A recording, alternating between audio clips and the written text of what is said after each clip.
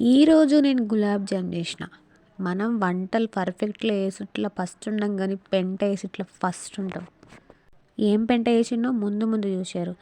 ఇట్లా పాలు పోసుకొని గులాబ్ జామ్ పిండిని విసుక్కోవాలి. ఇట్లా చేతి ఎర్రగా అయ్యే వరకు. పిండి మెత్తగా అయితేనే చేతి ఎర్రగా అయితది. మిగిలిన పాలు కాస్త గిన్నెలో పోసుకోండి చాయ్ పెట్టుకోవడానికి. ఇప్పుడు నేను చేసే కళాఖండాన్ని చూస్తే మీరే ఆశ్చర్యపోతారు. ఇట్లా గులాబ్ జామ్‌లా ఇంకేవో అనుకుంటారో మీ ఇష్టం. ఇప్పుడు ఒక్కొక్క ఉండని చూపెడతా ఎంత సూపర్ ఉన్నాయో. ఇగో ఇదైతే పోరగాడు ఉసుకలో ఆడితే ఎట్లా వలుగుతాడు కాళ్ళు చేతులు చలికాలము అట్లా వలిగినాయి.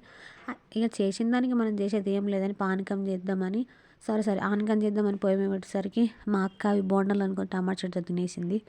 ఏం చేద్దాం తప్పదు కదా, కొన్ని కొన్ని కళాఖండాలు అట్లా ఉంటారు కొంతమంది.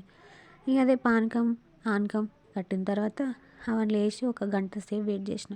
ఏందోరా నాకు ఈ వెయిటింగ్ అంటే నచ్చదు. అయినా వెయిట్ చేసిన. ఇవి మాత్రం ఘోరంగా వంగినాయి. సోడా వేయకముందే ఇంత వంగినాయి అంటే సోడా ఇంకెంత వంగుతాయో. సర్లే ఇక మనం చేసిందని మనమే తినాలిగా తినేసిన.